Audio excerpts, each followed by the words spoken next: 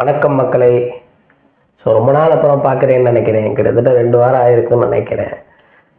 நான் உங்கள் film therapist. நம்ம இன்னைக்கு என்ன படத்தை பற்றி பார்க்க போகிறோம்னா, எத்தனை நாளைக்கு தான் கற்பனையில் வாழ்ந்துட்டு இருப்பேன்? பேசாமல் தூக்கிடலாம் குரு. கல்யாணம் பண்ணிட்டு டேய், நிம்மதியாக வாழு. பொண்ணுங்களோட கற்பனையில் தானே நிம்மதியாக வாழ முடியும். கல்யாணம் பண்ணால் நிம்மதியாக வாழவே முடியாது. சூப்பர் மாமா. மிர்ச்சி சிவா இயக்கத்தில் வந்திருக்க சூதுகவும் 2 இந்த படத்தை சிவி குமார் ப்ரொடியூஸ் பண்ணி எஸ்ஜே அர்ஜுன் அவரே இயக்கியிருக்கார். இந்த படத்தை நான் இயக்குன அளவுக்கு அவர் இயக்கியிருக்காருன்னா, அந்த படத்துக்கு லெவல் எப்படி மேக்கிங் பண்ணாரோ அதே மாதிரி தான் பண்ணியிருக்காரு. இந்த படத்தில் கதையாக இது ஒரு நல்ல கதை சொல்லியே ஆகணும். பார்ட் 1 விட பார்ட் 2 கதை ரொம்பவே நல்லா இருந்துச்சு. ரொம்பவே கண்டென்ட் உள்ள கதையாக தான் இருந்துச்சு. அதாவது அந்த கதையில் சரக்கு இருக்குது அந்த மாதிரி தான். ஏன்னா பார்ட் 1 கதையோட இதை மெர்ஜ் பண்ணி எடுத்திருக்காங்க. அது ரொம்ப அழகாக மெர்ஜாக இருக்குது. இம்பார்ட்டண்டான விஷயம். பார்த்தீங்கன்னா படத்தில் மியூசிக், சினிமாட்டோகிராஃபி இதெல்லாம் கொஞ்சம் நல்லா இருந்தாலும் சிஜி மேக்கப் திங்ஸ்லாம் ரொம்ப ஒஸ்ட்டாக தான் இருந்துச்சு. ஒரு ஸ்மால் பட்ஜெட் படம். நாங்கள் அந்த படத்தை இப்படி தான் எடுத்திருக்கோம், இவ்வளோ காசில் தான் எடுத்திருக்கோம் அப்படின்றத மேக்கப்லேயும் விஎஃப்எக்ஸ்லேயும் அவங்க காட்டியிருக்காங்க அப்படின்னு தான் சொல்லணும். அண்ட் பார்த்தீங்கன்னா சூதுகவும் பார்ட் 1ல் வந்த பல சீன்ஸ் இந்த படத்தில் இருக்குது. அதான் படத்தோட மைனஸு. இவங்க யூனிக்காக ஒரு சீன்ஸ் பண்ணியிருந்தாலே நல்லா வந்திருக்கும். ஏன்னா படத்தில் 1-2 யூனிக் சீன்ஸ் வரும், அதெல்லாம் ரொம்ப அருமையாக இருக்கும்.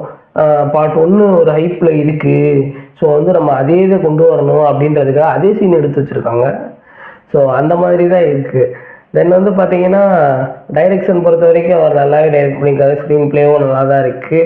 படத்தோட ஹீரோ மிர்ச்சி சிவா, அகில உலக சூப்பர் ஸ்டார் சிவா, அவரோட ரோலை அவர் ஒண்டர்ஃபுல்லாக பண்ணியிருக்காரு. இன்ஃபேக்ட் இதை அவரோட படமாகவே மாற்றிட்டார். ஆக்சுவலாக ஒரு சூதுகவும் அந்த ஜானருக்கே அவர் கொண்டு போகல. அவர் உள்ளே வந்தாலே இது அவரோட படமாக மாறிடுது.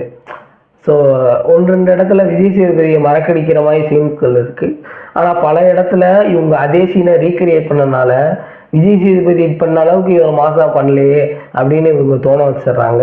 தென் கருணாகரன் பார்ட் 1ல் என்ன ரோல் பண்ணாரோ அதே ரோல் தான் இதுலேயும் பண்ணுறாரு. அதே சீன்ஸ் தான் இதுலேயும் வருது அவருக்கு. தென் படத்தில் ஃபர்ஸ்ட் ஆஃப் பார்த்தீங்கன்னா உங்களுக்கு கதை நல்ல கண்டென்ட் கதை, நம்ம போய் உட்காந்துருக்கோம். நான் ரொம்ப நல்லாவே இருக்கும் அப்படின்னு தான் ஆரம்பிக்கும்.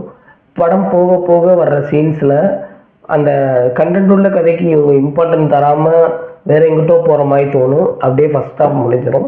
தென் செகண்ட் ஹாஃப் பொறுத்த வரைக்கும் பார்த்தீங்கன்னா ஃபர்ஸ்ட் ஹாஃபில் அந்த கண்டென்ட் உள்ள ஓரியன்டாக வந்துச்சு இல்லையா, அதுக்கு இவங்க இம்பார்ட்டன்ட் தராமல் இருக்கும். பட் சீன்ஸ் எல்லாம் ரொம்ப அருமையாக இருக்கும். நிறைய இடத்துல சிரிக்க வைக்கிற சீன்ஸ் இருக்கும். அண்ட் கிளைமேக்ஸ் முழுக்க சூதுகவும் பார்ட் 1 இன்ஸ்பயர் பண்ணியிருக்காங்க. மொத்தத்தில் இந்த படத்துக்கு நான் போகலாமா வேணாமா அப்படின்னு நீங்கள் கேட்டிங்கன்னா, ஒரு சூதுகமாய் ஒரு படத்தை பார்த்துட்டு அந்த படத்தோட எக்ஸ்பெக்டேஷனை வச்சுட்டு இந்த படத்துக்கு நீங்கள் போகக்கூடாது. இது ஒரு அகில உலக சூப்பர் ஸ்டார் படம், ஓகேங்களா? அதுக்கேற்ற எக்ஸ்பெக்டேஷனோட தான் இந்த படத்துக்கு நீங்கள் போகணும். இந்த படத்துக்கு என்னோட ரேட்டிங் பார்த்தீங்கன்னா 5க்கு 3.5 தரலாம். இது மாதிரி நிறைய ஃபிலிம் ரிவ்யூஸ் பற்றி தெரிஞ்சுக்க ஃபிலிம் தெரபிஸ்ட் சேனலை சப்ஸ்கிரைப் பண்ணுங்கள். Tata, bye bye.